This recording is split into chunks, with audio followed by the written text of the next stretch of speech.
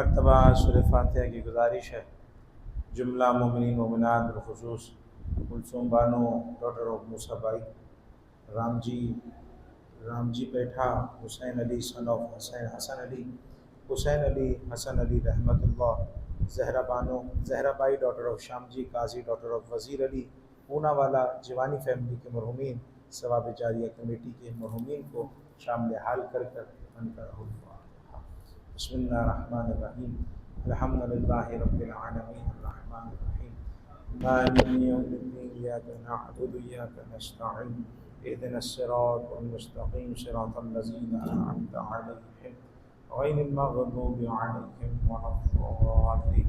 بسم اللہ الرحمن الرحیم، قل هو اللہ احد اللہ الصمد لم یلد ولم یولد ولم یکن لہ کفوا احد۔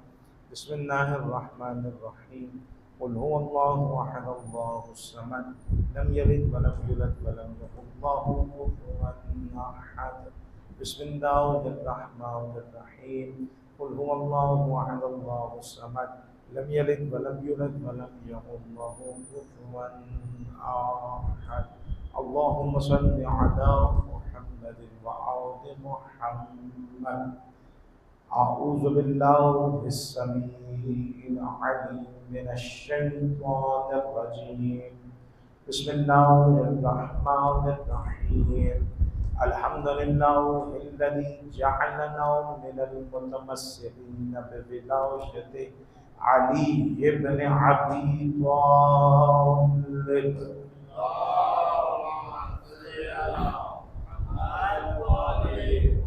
ثم الصلاة والسلام على أشرف الأنبياء والمرسلين وخاتم النبيين ورحمة للعالمين والشفيع المذنبين أبي القاسم محمد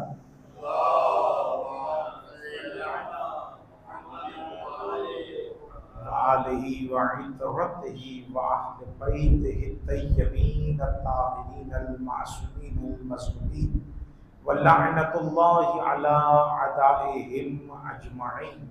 اما بعد فقد قال اللہ تعالی فی القرآن المجید والفرقان الحمید وقولہ الحق۔ بسم اللہ الرحمن الرحیم، وَيَقُولُ الَّذِينَ كَفَرُوا لَسْتَ مُرْسَلًا وَقُلْ كَفَىٰ بِاللَّهِ شَهِيدًا بَيْنِي وَبَيْنَكُمْ وَمَنْ عِندَهُ عِلْمُ الْكِتَابِ۔ سروات پڑھیں گے مل کر محمد و آل محمد۔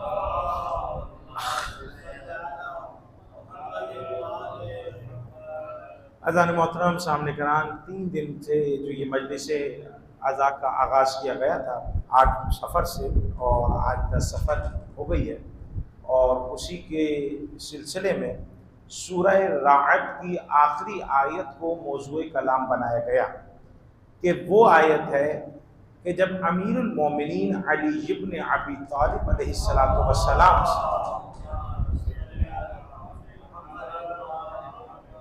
جب امیر المومنین سے یہ پوچھا گیا کہ مولا آپ کی شان میں اتنی آیتیں نازل ہوئی ہیں، آپ کی شان میں اتنا کلام نازل ہوا ہے، اچھا یہ تو ہمارے بھائیوں کا نظریہ کہ 313 آیتیں نازل ہوئی یا کچھ آیتیں نازل ہوئی یا کم یا زیادہ، ہمارے یہاں لکھنے والے تفسیر میں انہوں نے یہ لکھا گیا کہ یاد رکھنا قرآن 2 حصوں میں نازل ہوا ہے، ایک حصہ رحمت کے سلسلے میں، ایک حصہ عذاب کے سلسلے میں۔ جو رحمت والا ہے وہ سب علی اور علی کے شیعوں کے لیے ہے، اور یہ عذاب والا حصہ سب علی کے دشمنوں کے لیے ہے۔ توجہ کیجئے گا عزیزان محترم۔ تو اتنی آیتیں آپ کی شان میں نازل ہوئی ہیں، تو مولا آپ کو اپنی شان میں سب سے اچھی آیت کون سی لگی؟ آپ کی پسندیدہ آیت کیا ہے؟ تو جب یہ سوال کیا تو مولا نے اس آیت کی تلاوت کی۔ مولا نے کہا میرے لیے سورہ رعد سب سے پسندیدہ آیت ہے۔ اب وجہ پوچھی، مولا وجہ کیا ہے؟ وجہ یہ ہے کہ اللہ نے فرمایا کہ کوئی نبی کو نبی مانے یا نہ مانے، نبی کی رسالت پر 2 گواہ ہیں، ایک اللہ ہے اور دوسرا علی ابن ابی طالب ہے۔ کہا اللہ نے یعنی اس لا شریک نے رسالت کی گواہی میں مجھے اپنا شریک بنایا. توجہ ہے عزیزان محترم, رسالت کی گواہی میں مجھے اپنا شریک بنایا کہ اب رسالت کے صرف دو گواہ ہیں, ایک اللہ ہے اور دوسرا امیر المومنین علی ابن ابی طالب ہے. اب اگر صلی اللہ محمد وعلی محمد, اب توجہ کیجئے گا, آپ کے سامنے بیان کروں گا. اچھا پھر کل آپ کے سامنے یہ بات کر گیا کہ اللہ نے یہ امیر المومنین کا نام نہیں لیا بلکہ صفت کا تذکرہ کیا, اور یہ اللہ کا مزاج ہے کہ اللہ آل محمد کا نام قرآن میں نہیں لیتا ہے بلکہ صفتیں بیان کرتا ہے. اور وہ صفتیں کیوں بیان کر رہا ہے؟ اس لیے کہ نام تو کوئی بھی رکھ سکتا ہے, یہ صفتیں اپنے اندر ہر کوئی ظاہر نہیں کر سکتا, یہ صفت اپنے اندر ہر کوئی نہیں لا سکتا ہے. تو دیکھیے خلافت ہو, امامت ہو, نبوت ہو یا رسالت ہو, یہ وہ ہوتے ہیں کہ ان سب کے لیے علم کی ضرورت ہے. اگر نبی ہے تو عالم ہوگا, رسول ہے تو عالم ہوگا, امام ہے تو عالم ہوگا. لیکن پتہ نہیں ہوتا کیا ہے کہ جب نبوت اور رسالت تک رہتے ہیں تو علمیت کو مانتے ہیں, جیسے ہی امامت پر آتے ہیں تو علمیت کی شرط کو ہٹا دیتے ہیں. حالانکہ ہمارے یہاں یہ بات نہیں ہے, ہمارے یہاں یہ بات مشہور اور ہمارے عقائد میں شامل ہے کہ اللہ نے مقام جعل پر کسی کو نہیں اختیار دیا بلکہ مقام مجعول پر اختیار ہی اختیار دیا. اچھا یہ مقام جعل کیا ہے, یہ مقام مجعول کیا ہے؟ جعل کو سمجھیے گا, جیم عین لام, جعل, جعل کا مطلب ہے بنانا, مجعول کا مطلب ہے ماننا, تسلیم کرنا. اللہ نے مقام جعل پر کسی کو اختیار نہیں دیا کہ ہمیں بتائے کوئی یا ہمیں کوئی مشورہ دے کہ اس کو بناؤ اور اس کو نہ بناؤ.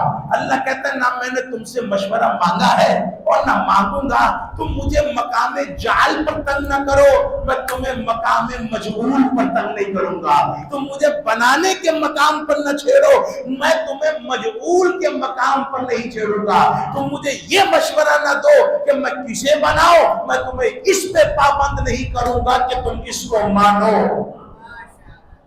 یعنی میں نے دو راستے بنا دیے ہیں, اور جب بنا میں رہا ہو تو بنانے کا اختیار میرے لیے. اس لیے جب نبوت کا تذکرہ آیا تو جناب عیسیٰ نے فرمایا انی عبداللہ آتانی الکتاب وجعلنی, یہاں بھی جیم اور عین لام کا لفظ استعمال ہوا ہے. یعنی نبوت مقام جعل پر بنائی جا رہی ہے, رسالت مقام جعل پر بنائی جا رہی ہے. اور جب امامت کی باری آئی پھر قرآن نے آواز دی بسم اللہ الرحمن الرحیم انی جاعلک, پھر لفظ جیم عین لام کا استعمال کیا, انی جاعلک للناس اماما, ہم تمہیں ابراہیم انسانوں کا امام بنا رہے ہیں. اور جناب ابراہیم کہہ رہے ہیں وقال ومن ذریتی, میری ذریت کا کیا ہوگا؟ اے ابراہیم جب نبوت ملی تو ذریت یاد نہیں آئی, رسالت ملی تو ذریت یاد نہیں آئی, امامت ملی تو ذریت یاد آ گئی کہ میں ان عہدوں کی دعا کیوں کروں جو ختم ہو جانے والے ہیں, اس عہدے کو کیوں نہ مانگوں جو قیامت تک چلنے والے ہیں. یعنی امامت کا وہ عہدہ ہے کہ جو قیامت تک چلنے والا ہے. توجہ کیجئے گا تاکہ بات آپ تک پہنچا سکو. تو مقام جعل پر اللہ کسی کو اختیار نہیں دیتا, اور مقام مجعول پر اللہ کہہ چکا بسم اللہ الرحمن لا اکراہ فی الدین, دین میں جبر ہے ہی نہیں, دین میں ہم جبر نہیں کریں گے کہ تم اسی کو مانو. اللہ نہیں چاہتا کہ تم جہنم میں جاؤ, اور اللہ یہ بھی نہیں چاہتا کہ تمہیں جہنم میں ڈالے. اسی لیے فرمایا رسول نے کہ اگر پوری انسانیت ولایت امیر المومنین پر جمع ہو جاتی تو اللہ جہنم کو خلق ہی نہیں کرتا. تو یہاں میں یہ جملہ کیا کرتا ہوں, حالانکہ جنت اور جہنم کا مالک ہے اللہ, جنت بھی اللہ نے بنائی, جہنم بھی اللہ نے بنائی, لیکن اللہ کہہ رہا ہے, رسول فرما رہے ہیں اگر پوری انسانیت مولا کی ولایت پر جمع ہو جاتی, اس انداز سے لگ رہا ہے اللہ نے جنت تو مرضی سے بنائی ہے, جہنم مرضی سے نہیں بنائی ہے. آپ کہیں کیا مطلب؟ میں کہوں گا لگ ایسا ہمیشہ رہا ہے کہ جنت تو اللہ نے بنائی ہے، جہنم دشمنان علی نے بنوائی ہے۔ یہ دشمنان علی نے یہ جہنم کو بنوایا ہے، اور بنوا کر بتا دیا کہ دیکھو نہیں ایسے لوگ ہوں گے جو علی کی ولایت کا انکار کریں گے۔ اب توجہ کیجئے گا، تو یہ جتنے بھی مراحل ہیں کہ مقام جعل پر اللہ نے کسی کو تنگ نہیں کیا، اور اللہ نے کہا میں نہیں کہتا کہ تم اسی کو مانو، دو راستے، ایک جہنم کا ہے ایک جنت کا ہے، تمہارا دل کرے جنت جاؤ، تمہارا دل کرے جہنم جاؤ، میں تمہیں تنگ نہیں کروں گا۔ اور پھر اللہ نے آگے بڑھ کر کہا ہم نے امام الجنہ بھی بنائے ہیں، امام النار بھی بنائے ہیں، تو امام کے نام سے دھوکہ نہ کھانا، ہم نے دونوں امام بنائے ہیں، اب تمہاری مرضی ہے کہ جنت کے اماموں کے پیچھے چلو یا جہنم کے اماموں کے پیچھے چلو، یہ تم دونوں کے لیے جسے چننا چاہو چنو۔ اب جو جنت کے امام ہیں وہ جہنم کے امام نہیں ہو سکتے، جو جہنم کے امام ہے وہ جنت کے امام نہیں ہو سکتے۔ اب مجھے اتنا بتا دیجیے گا، توجہ کیجیے گا، مجھے اتنا بتا دیجیے گا پروردگار کیسے پتا چلے کہ جنت کے امام کون ہے، جہنم کے امام کون ہے؟ آواز آئے گی جس نے تمہیں نماز کا طریقہ سکھایا، جس نے تمہیں روزے کا طریقہ بتایا، جس نے تمہیں حج کے رکن سکھائے، اسی محمد سے پوچھو کہ جنت کے امام کون ہے۔ تو ہم رسول اللہ کی بارگاہ میں گئے، یا رسول اللہ بتا دیجئے کہ جنت کے امام کون ہے؟ آواز دے کر کہا اے الحسن والحسین سید الشباب اہل الجنہ، یہ حسن اور حسین جوانان جنت کے سردار ہیں۔ زہرا کو سامنے آتے ہوئے دیکھا کہ زہرا جنت کی عورتوں کی سردار ہے۔ جب علی سامنے آئے تو ایک مرتبہ جنت پر تالا لگا کر چابیوں کو علی کے حوالے کر کر کہہ دیا یا علی انت قسیم النار والجنہ۔ حیدری یا علی قسیم النار، یا علی انت قسیم النار والجنہ، یا علی تو جنت اور جہنم کا تقسیم کرنے والا ہے۔ قسم خدا کی جنت اللہ نے بنائی ہے، محبوب کے صدقے میں ملی ہے، تقسیم علی کریں گے، بانٹیں گے علی، اور علی کے علاوہ ہمیں کوئی مرد نہ ملا کہ جہنم کے دروازے پر کھڑے ہو کر جہنم سے کہے کہ یہ تیرا ہے یہ میرا ہے۔ علی کے علاوہ ہمیں کوئی یہ نہیں۔ تو جنت کے امام تو اللہ کے رسول نے بتا دیے۔ اچھا یہاں میں ایک سوال قائم کرتا ہوں، اور وہ سوال بڑا خوبصورت ہے، اور وہ سوال یہ ہے کہ یہ ہیں جنت کے مالک۔ اگر ایک واقعہ اگر تاریخ کا آپ دیکھیں، وہ تاریخ کا واقعہ کیا ہے کہ جب حضرت آدم کو اللہ نے جنت سے نکالا، آواز دی آدم یہ لباس جنت بھی یہاں اتار کر جاؤ۔ کیوں پروردگار کا؟ اس لیے کہ جنت کا لباس ہے، اگر یہ استعمال کرنا ہے تو جنت میں رہو، اگر یہ استعمال نہیں کرنا، اگر جنت سے باہر جا رہے ہو تو یہ جنت سے باہر نہیں لے کر جا سکتے۔ تو قانون خدا سمجھ میں آیا کہ جنت کی چیزوں کو جنت میں ہی استعمال کیا جائے گا، زمین پر نہیں لایا جائے گا۔ لیکن ہم نے دیکھا کہ ایک عید آئی، آپ پتہ نہیں کس مزاج میں سنیں گے، مجھے نہیں پتا ہے۔ ہم نے دیکھا کہ ایک عید آئی، دو بچے چلتے ہوئے اپنے مادر گرامی کے قریب آئے، آ کر کہنے لگے اماں ہمارے کپڑے کہاں ہیں؟ تو ماں نے بھی کہہ دیا درزی کے پاس ہے۔ اور ایک مرتبہ حضرت جبرائیل کو اللہ نے حکم دیا، جبرائیل جلدی کرو، دو لباس جنت سے لو اور جاؤ دروازے زہرا پر، اور یہ نہ کہنا کہ جبرائیل آیا ہے، سید الامین آیا ہے، کہنا کہ حسنین کا درزی آیا ہے، حسنین کا درزی آیا ہے۔ اور وہ درزی آ کر کہتا ہے کہ میں درزی ہوں، اور لباس مل جاتا ہے، اور لباس پہلے پروردگار آدم سے اتروایا کیوں؟ حسنین کے لیے بھجوایا کیوں؟ کیا لطف ہے قسم خدا کے جملوں میں۔ آدم سے اتروائے کیوں؟ حسنین کے لیے بھجوائے کیوں؟ آواز آئے گی اس آیت سے فیصلہ سناؤ، تلکل جنت التی نورثو، ہم نے جنت کو سجایا ہے، ہم نے جنت کو بنایا ہے، ہم جنت دیں گے متقیوں کو، لیکن دیں گے وراثت میں۔ پروردگار وراثت میں کیوں دے گا؟ کہ اس لیے کہ مالکان جنت طے ہے، اب ان سے جنت وراثت میں ملے گی۔ مالکان جنت طے ہے، ان سے وراثت میں ملے گی۔ جملہ کہہ رہا ہوں تو مالکان جنت ہے حسنین، وارثان جنت میں سے ہے آدم۔ نہیں سمجھا؟ تو مالک کا اختیار ہوتا ہے کہ اپنی چیزوں کو وہاں استعمال کرے چاہے یہاں منگوا کر استعمال کرے۔ صلی اللہ علیہ محمد وآل محمد۔ توجہ کر رہے ہیں عزیزان محترم، یہ ہے مقام عصمت ہے، یہ مقام امامت ہے۔ تو اللہ نے یہ تمام صفتوں کو قرآن میں رکھا ہے۔ اللہ تو بڑی پیاری مخلوق کا نام ہے، اللہ سب سے پیار کرنے والا ہے، اللہ کسی کو جہنم میں نہیں بھیجنا چاہتا ہے، لیکن اللہ کہتا ہے میں نے دو راستے بنا کر تمہارے حوالے کی ہیں، اب جس کو تم اپنا امام مانو گے اسی کو ہم بلائیں گے، اسی کے ساتھ تمہیں بلائیں گے اور پوچھ لیں گے۔ اب اگر دنیا میں کسی کو امام مانا ہے تو اسی کے پیچھے قیامت والے دن بلائے جاؤ گے، اور اسی کے ذریعے سے تمہارا جو ہے تمام کام، تمام معاملات کو دیکھا جائے گا۔ اب جملہ سن لیجئے گا تاکہ میں اپنی بات سے گفتگو سے کمپلیٹ کر لوں کہ یاد رکھیے گا کہ کہا کہ اللہ نے مجھے شریک بنایا ہے رسالت کی گواہی میں۔ اب اس سے بڑا جملہ کیا کروں؟ یہ علم کی بنیاد پر، یہ علم نبوت میں بھی ہے، علم رسالت میں بھی ہے، امامت میں بھی علم ہے۔ تو خلافت کو کس مقام پر بنایا؟ خلافت بھی مقام جعل پر ہے، نہ کہ مقام مجہول پر۔ اگر کوئی سمجھے کہ ہم مقام مجہول پر بنا لیں گے تو بھائی ایسا نہیں ہے، خلافت بھی مقام جعل پر ہے۔ اسی لیے اللہ نے فرمایا ہے انی جاعل فی الارض خلیفہ، میں زمین پر خلیفہ بنانے جا رہا ہوں۔ اور پہلی منزل پر اللہ نے بتا دیا میرا خلیفہ وہ ہوتا ہے کہ جس کے سامنے سر تسلیم خم کرنے بھی آپ کی عاقبت ہے، آپ کی آخرت ہے۔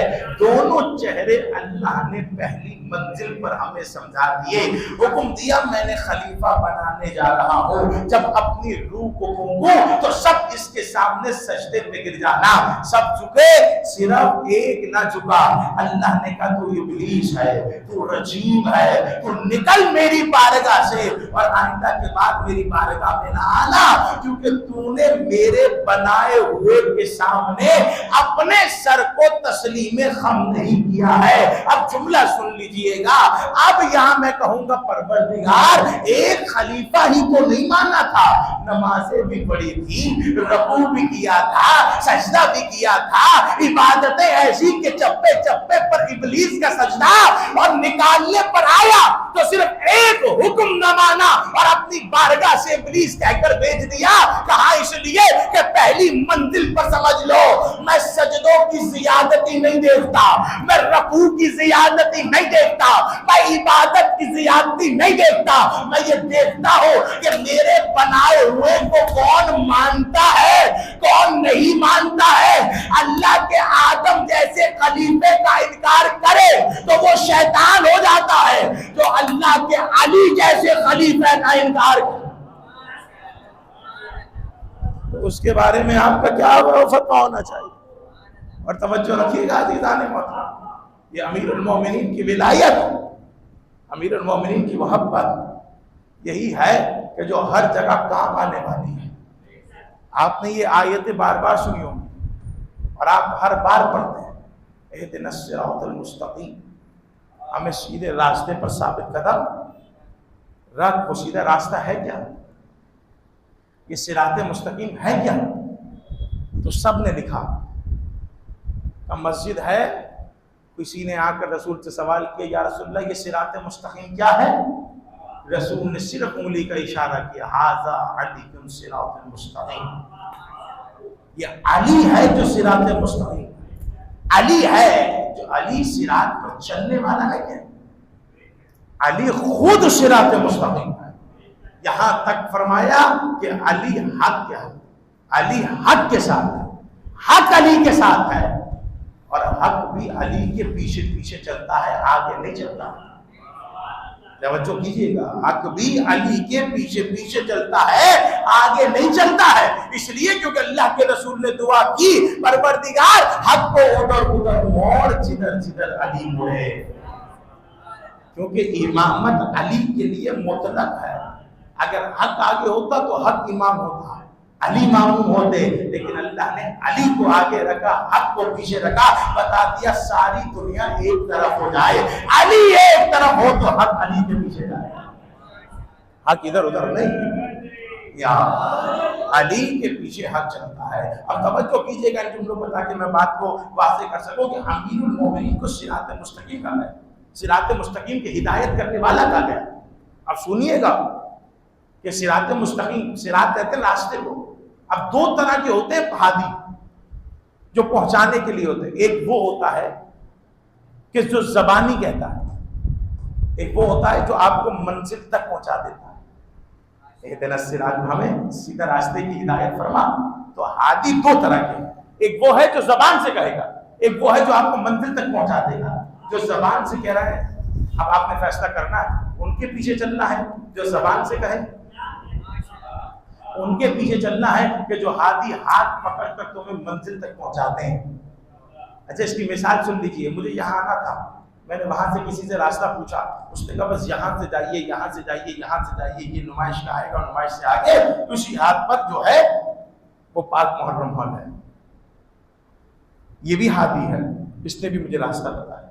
ایک وہ ہوگا کہ جو مجھے کہے وہاں مجلس پہ جا رہے ہیں, میں نے کہا ہم بھی وہاں جا رہے ہیں, آئیں آپ کو پہنچا دیتے ہیں. آپ بتائیے بہتر کون سا ہے؟ وہی نہ کہ جو پہنچا رہا ہے, وہ تو نہیں جو دور ہے. تو ایسے تو بہت ملیں گی جو زبان سے کہیں کہ جہنم ہے, جنت ہے, قبر ہے, عذاب ہے, پل صراط ہے. علی کے سوا ایسا ہادی کوئی بھی نہیں ملے گا جو کہے گا قبر ہم موجود ہوں گے, صراط ہم بچانے آئیں گے. تم کچھ کر کر آؤ, جو کمی پیشی ہوگی ہم پورا کریں گے, لیکن کر کر تو آؤ کچھ. اب کیا ہی کچھ نہیں ہے تو پھر تم علی کے سامنے کیسے جاؤ گے, علی کا سامنے سامنا کیسے کرو گے؟ آپ کچھ کر کر جاؤ, کمی پیشی علی مکمل کر دیں گے. اب یہاں پر اعتراض ہوتا ہے بھائی علی کیسے کمی پیشی پوری کر دیں گے, علی کے بعد اتنا اختیار کہاں سے آ گیا؟ ہم نے کہا چلو اختیار کی بات ہی چھوڑو, علی کی ایک ضربت شکلین کی عبادت سے افضل ہے, تو اپنی عبادت سے بھی دینا چاہے تو کمی پوری ہو جائے.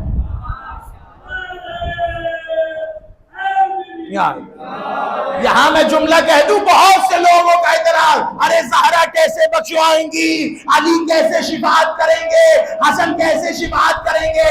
عقیدہ شفاعت ہمارے لیے لازم اور واجب ہے. امام فرماتے ہیں وہ شیعہ ہی نہیں کہ جس کا عقیدہ شفاعت پر نہ ہو, وہ شیعہ ہی نہیں ہے. کیوں؟ قرآن کیا کہتا ہے, یومئذ لا تنفع الشفاعۃ الا من اذن له الرحمن. قیامت کے دن کسی کو شفاعت کا حق نہیں ہے الا مگر ان کو ہے جن کو رحمان اذن دے دے. اچھا یہ بڑی کیا کہوں, بڑی لطف والی آیت ہے. اب اس میں دو طرح کے نظریے ہیں, ایک وہ ہے کہ جو اللہ سے پہلے رکے ہیں, ایک وہ ہیں جو اللہ کے بعد گئے. جو اللہ سے پہلے رکے ان کے لیے شافع محشر ہے ہی نہیں, اور جو اللہ کے بعد گئے ان کے لیے شافع محشر کبھی علی کی شکل میں ہے, کبھی حسن کی شکل میں ہے, کبھی حسین کی شکل میں. جملہ سنیے گا, دیکھیے یہ اللہ بڑا کمال ہے. آپ کیسے سمجھیں گے اللہ بڑا کمال ہے؟ آپ کا کیسے کمال؟ میں کہوں اللہ ایسے کمال ہے کہ اللہ سے پہلے کفر ہے, اللہ کے بعد ایمان ہے. لا الہ, جب لا الہ کہا تو کافر ہو گیا, جیسے ہی الا اللہ کہا مسلمان ہو گیا. یعنی اللہ سے پہلے کفر, اللہ کے بعد ایمان. پھر کہا بسم اللہ الرحمن الرحیم, والعصر ان الانسان لفی خسر. ساری انسانیت خسارے میں ہے, سب ڈر گئے. اللہ نے فوراً کہا الا الذین آمنوا. آپ وہ خسارے میں نہیں ہیں کہ جو ایمان لائے. کتنا پیارا ہے یہ اللہ کہ ہمیں کفر سے نکال کر ایمان کی طرف لے آیا, ہمیں خسارے سے نکال کر فائدے کی طرف لے آیا، اور یہی اللہ استعمال ہوا، یوم عزل تنفع الشفاء، قیامت کے دن کوئی شفاعت والا نہیں ہے۔ پھر اللہ آ گیا اور اللہ نے کہا الا من اذن له الرحمن، ہاں ان کو ہے کہ جن کو رحمان اجازت دے رہا ہے۔ اب جملہ سن لیجئے گا، اب مسلمانوں میں کچھ فرقے اللہ سے پہلے رکے، کچھ فرقے اللہ کے بعد گئے۔ جو اللہ سے پہلے رکے انہیں قبر میں کیا ملے گا، جو اللہ کے بعد گئے انہیں قبر میں کیا ملے گا؟ تو خطابت کا جملہ ہے، پسند آئے تو ضرور دعا کیجیے گا۔ جو اللہ سے پہلے رکا اسے قبر میں 70 فیٹ کا اژدہا نظر آتا ہے، اور جو اللہ کے بعد گیا انہیں اسی اژدہے کو چھیننے والا حیدر کرار نظر آتا۔ صلوات کا سہارا دیں گے مل کر محمد آقا۔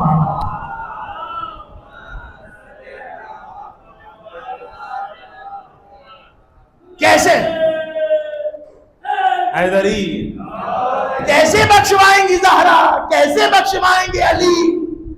ارے تم علی کے اختیار کو جانتے کہاں ہو؟ تم علی کے مقام کو جانتے کیا ہو؟ رسول یہ کہہ کر خاموش ہو رہے ہیں، علی مجھے خوف ہے کہ تمہارے قدموں کی مٹی کو سرما بنا کر آنکھوں میں ڈالیں گے، تمہیں خدا مانیں گے، نہیں تو میں تمہارے وہ فضائل بیان کروں۔ یعنی اس کا مطلب ابھی سارے فضائل بیان نہیں ہوئے ہیں، ابھی 12ویں کا ظہور ہے۔ تم سے یہ علی برداشت نہیں ہو رہا جو ہم بیان کر رہے ہیں، تو سوچو جو علی 12واں بیان کرے گا اسے کیسے برداشت کریں گے؟ ارے ہماری زبان سے علی سن کر لوگوں کو برداشت نہیں ہو رہا، پتہ نہیں کس کس کو لا کر مقابلے پر بٹھایا جا رہا ہے۔ جملہ کہہ کر آگے بڑھ رہا ہوں، یاد رکھیے گا عزیزان محترم، اللہ نے فرمایا، رسول اللہ نے فرمایا کہ کوئی نہیں ہے تمہاری رسالت کا گواہ، تو کوئی نہیں، میں ہوں اور علی ہے، میں ہوں اور علی ہے۔ اب کہتے ہیں مقام محشر ہے، اور مقام محمود پر بیٹھے ہوئے میرے اور آپ کے رسول ہیں، اور ایک مرتبہ اللہ آواز دے رہا ہے آدم، موسیٰ، نوح، عیسیٰ سب سے کہ تم لوگ ایک کام کرو، تم لوگ اپنے اپنے گواہ پیش کرو کہ آدم تم نے اچھا کام کیا ہے یا نہیں، نوح تم نے اچھے کام کیے یا نہیں، تم نے اپنی رسالت کی ذمہ داری کو نبھایا یا نہیں۔ تو روایت کہتی تمام نبی رسول اللہ کے پاس آئیں گے، یا رسول اللہ ہمارے گواہوں کو پیش کیجیے، ہماری گواہی دیجیے۔ تو کہتے ہیں رسول آواز دیں گے عین حمزہ عین جعفر طیار، کہاں ہے امیر حمزہ، کہاں ہے جعفر طیار؟ جب وہ دونوں نکل کر آئیں گے اللہ کا رسول کہے گا اے میرے چچا جاؤ اللہ کی بارگاہ میں کہہ دو کہ ان نبیوں نے اپنا کام بڑے اچھے طریقے سے انجام دیا ہے۔ اور اب یہاں رک کر میں کہوں کہ دنیا میں کوئی بھی کام آیا تو کہا علی میرا کام کر دو، علی میرے اس کام کو مکمل کر دو، علی میرے خیبر فتح کر دو، علی پانی لے آؤ، علی میری جوتیوں کو باندھ دو، علی یہ کر دو، علی وہ کر دو۔ اور اب علی لوائے حمد لیے پیچھے کھڑے ہیں، اور بھیج جو ہے امیر حمزہ اور جناب جعفر طیار کو دیا ہے۔ یا رسول اللہ علی کو کیوں نہیں بھیجا؟ آواز دیں گے ابھی نبیوں سے گواہ مانگا ہے، تھوڑی دیر بعد اللہ کہے گا محمد اپنا گواہ پیش کرو کہ تم نے کام انجام دیا ہے یا نہیں دیا ہے۔ تو میرا گواہ بن کر میرا بھائی علی ابن ابی طالب جائے گا۔ اب توجہ کیجئے گا، علی جا کر کیا گواہی دیں گے؟ علی جا کر گواہی دیں گے پروردگار اس رسول نے، محمد مصطفیٰ نے اپنا کام بڑی ذمہ داری سے انجام دیا۔ کیسے؟ کم منبر لگایا، مجھے بلایا، مومنین کو دکھایا اور فرمایا من کن تو مولا فہذا علی۔ حیدری ہے توجہ عزیزان محترم آپ کی ہے، یہ ہے مقام اور مقام ہے، یہاں میں گواہی میں شریک فرمایا۔ اب جملہ کہہ رہا ہوں، اگر آپ غور کرو تو سارے نبیوں کی نبوت ٹکی ہے رسول کی گواہی پر، اور رسول کی نبوت ٹکی ہے میرے علی کی گواہی پر۔ پتہ نہیں کون کون اس جملے کی نوعیت کو جان سکتا ہے۔ یعنی اگر علی آ کر کہیں گے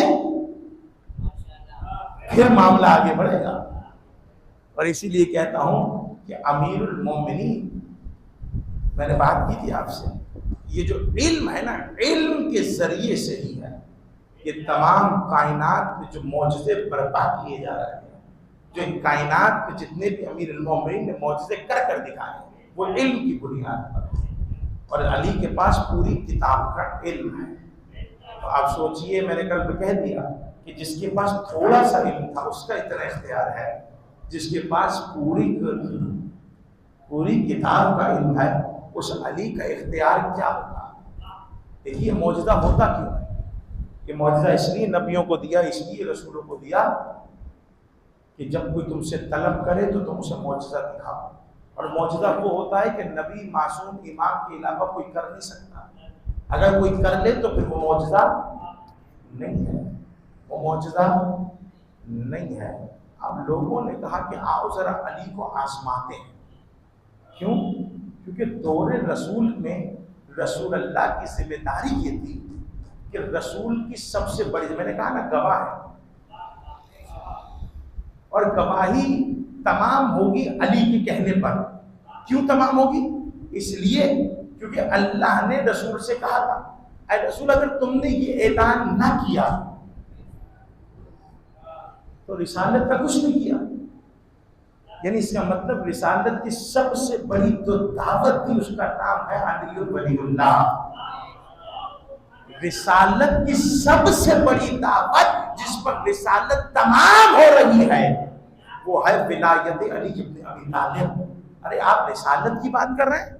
آپ جائیے ذرا دیکھیے گا، نماز تھی اللہ نے نہیں کہا کہ ہم نے دین مکمل کر دیا، روزہ تھا اللہ نے نہیں کہا کہ ہم نے دین مکمل کر دیا، حج تھا اللہ نے نہیں کہا کہ ہم نے دین مکمل کر دیا، لیکن جیسے ہی علی کی ولایت کا اعلان ہوا ایک مرتبہ اللہ نے سند بھیجی، الیوم اکملت لکم دینکم واتممت علیکم نعمتی، آج کے دن ہم نے دین مکمل کر دیا، نعمتیں تمام کر دی۔ اب سوچئے جس علی کی ولایت کے بغیر اللہ کا بھیجا ہوا دین مکمل نہیں ہوتا تو کسی ملا کا ایمان علی کی ولایت کے بغیر کیسے مکمل ہو جائے؟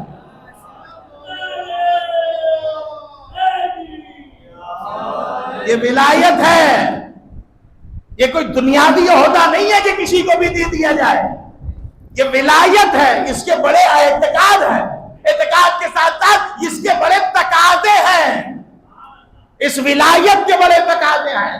علی کی ولایت، اللہ کا دین علی کی ولایت میں مکمل ہو رہا ہے، رسول کی نبوت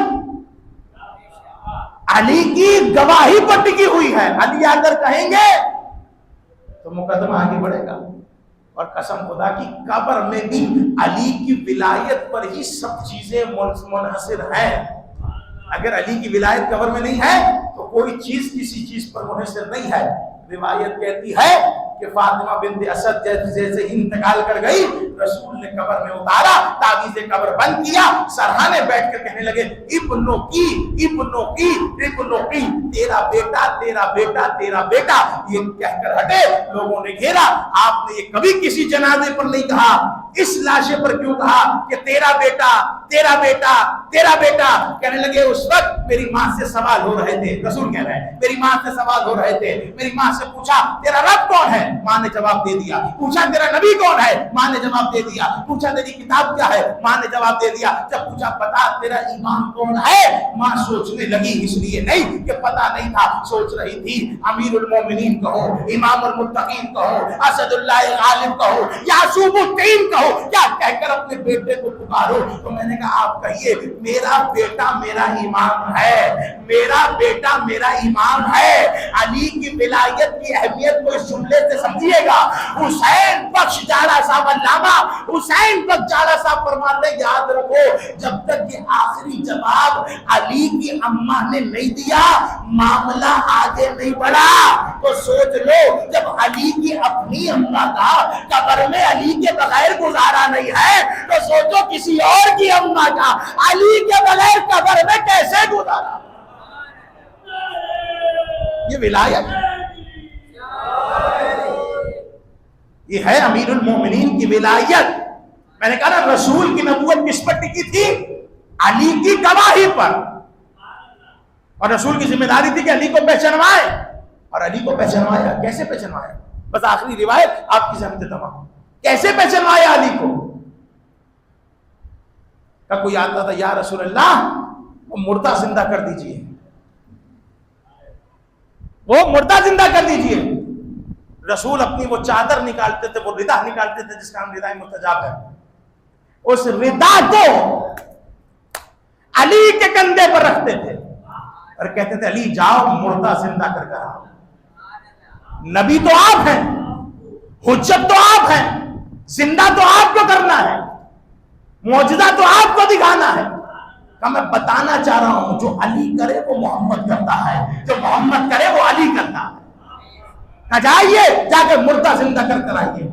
علی گئے، علی نے نماز پڑھی، ٹھوکر ماری، مردہ زندہ ہو گئے.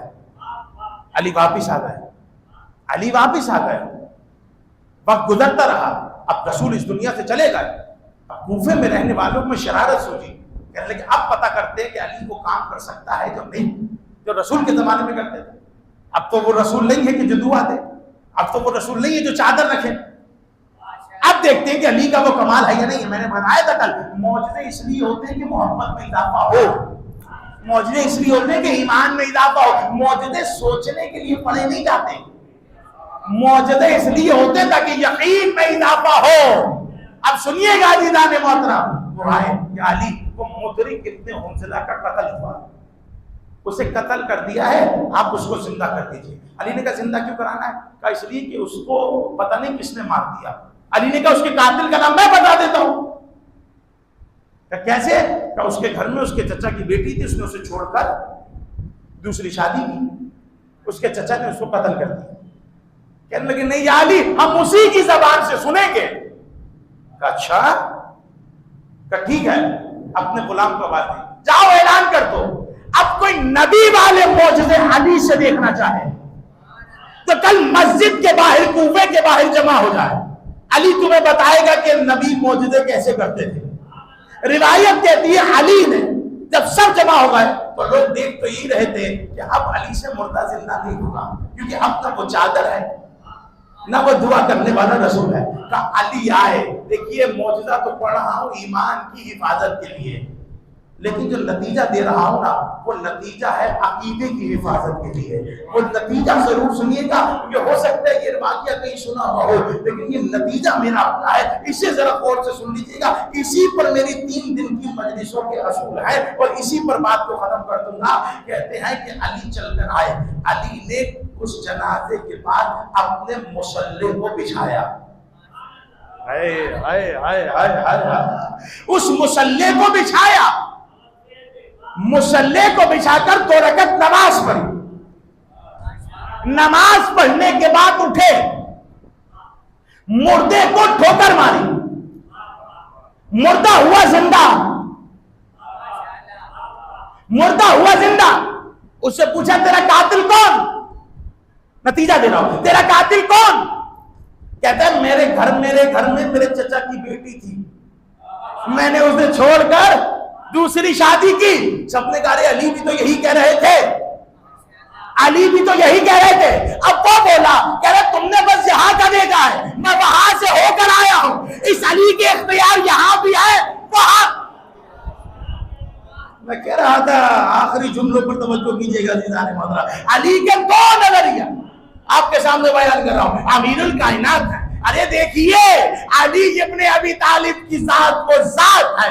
ایک مرتبہ قبر پہ کھڑے ہوئے، ٹھوکر ماری، جب ٹھوکر ماری تو مردہ زندہ ہوا. اب جب زندہ ہوا تو وہ کہہ رہا تھا کہاں ہے میرے اونٹ، کہاں ہے میرے اونٹ، کہاں ہے میرے اونٹ. بیٹا کہتا ہے بابا آپ یہ کیا کہہ رہے ہیں؟ علی نے فرمایا کیا ہوا؟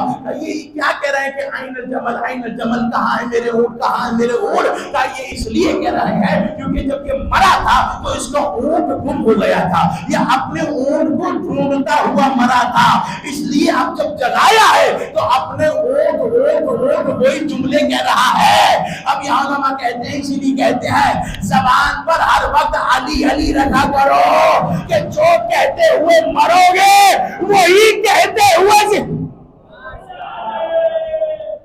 حیدری. توجہ، آخری جملہ کہہ رہا ہوں. علی نے نماز پڑھی، مردہ زندہ ہوا. ارے توجہ، نماز دو عمل ہے، اور زندہ کیا مردے کو. علی نے یہ نماز نہیں پڑھی، یہ مردے کو زندہ نہیں کیا. علی نے قیامت تک آنے والے دو نظریوں کے منہ پر تماچا مارا. ارے میرے ساتھ رہیے گا، نتیجہ دے رہا ہوں. علی نے نماز نہیں پڑھی، علی نے مردہ زندہ نہیں کیا، علی نے دو نظریوں کے منہ پر تماچا مارا. آپ کہیں گے کون سا نظریہ؟ نماز پڑھ کر نصیری کو بتایا دیکھ میں خدا نہیں ہوں، مردہ زندہ کر کر مقصر کو بتایا دیکھ میں تجھ جیسا نہیں ہوں. جب یہاں تک پہنچ گئے تو اب سنیے مولا حسین کا وہ جملہ کہ مجھ جیسا تجھ جیسے کی بیعت نہیں کرے گا. نہ علی ہم جیسے، نہ حسین ہم جیسے، نہ زین العابدین ہم جیسے. حسین کے اس جملے کا مطلب یہ تھا کہ مجھ جیسا ہم نہیں ہیں. اس سے مراد کبھی علی ہوتے ہیں، کبھی محمد ہوتے ہیں. حسین کا یہ جملہ، حسین نے یہ جملہ کہا کہ مجھ جیسا تو جیسے کی بیعت نہیں کرے گا. پتہ نہیں کون کون اس جیسے میں شمار ہونے لگا کہ میں بھی وہی ہوں، میں بھی وہی ہوں. ارے اپنی حیثیت کو دیکھو پھر کلام کرو. حسین نے کہا تھا مجھ جیسا تو جیسے کی بیعت نہیں کرے گا. اور حسین کس جیسے ہے؟ حسین منی وانا من الحسین. حسین مجھ سے ہے اور میں حسین سے ہوں. لحموں کا لحمی، بدنوں کا دمی. ان کا خون میرا خون ہے، جسموں کا جسم، ان کا جسم میرا جسم ہے. یعنی اس کا مطلب حسین محمد ہے، محمد حسین ہے. اگر کوئی کربلا میں حسین کے گلے پر خنجر چلا رہا ہے تو وہ حسین کے گلے پر نہیں، وہ محمد کے گلے پر خنجر چل رہا ہے. عزاداران مظلوم کربلا، کل میں یہ جملے کہہ چکا کہ یہ ایام چھوٹی بی بی کے ایام ہے. وہ 4 سالہ قیدی بچی کے ایام چل رہے ہیں. ارے وہ بچی کہ جس کا چہرہ چھوٹا سا ہے اور شمر کا ہاتھ بڑا ہے اور چہرے پر کہیں انگوٹھی کے نشان ہے، چہرے پر کہیں انگلیوں کے نشان ہے. عزاداران مظلوم کربلا، اس بچی کا گلا اس توق سے باندھا ہوا ہے کہ جو توق سید سجاد کے گلے میں ہے.